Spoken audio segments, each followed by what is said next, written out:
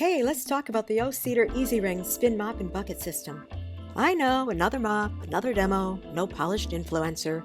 But hear me out, this mop is great. You can decide later if you like my demo.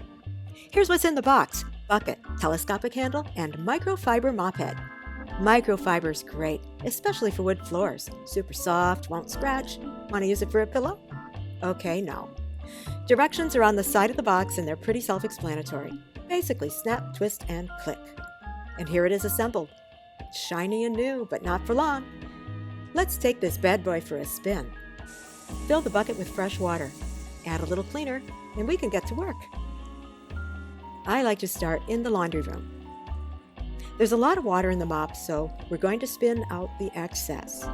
It's quick and easy. The spin mop definitely lives up to its name. You can adjust how wet the mop is by how fast and how long you spin. The faster and longer you spin, the less water gets on the floor. Most floors don't need a super wet mop to get clean, so I like to spin it round and round like a record. Since the laundry room doubles as the entry from the garage, it gets a bit of traffic. We clean the floor pretty often here. Look how easily this glides over the tiles.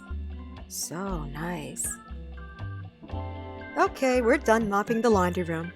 It was a little dirty. If it were a movie, I'd give it an R rating. I've dumped out the used water and taken the bucket over to the kitchen sink. It's filled with fresh water and a small amount of bleach. Let's get a close-up while it's spinning. Admit it, you like watching it spin as much as I do. The O-Cedar EasyWring Spin Mop and Bucket System is easy to assemble, easy to use, easy to clean up when you're done. And since microfiber dries pretty quickly, your closet doesn't have to smell like a janitor's closet.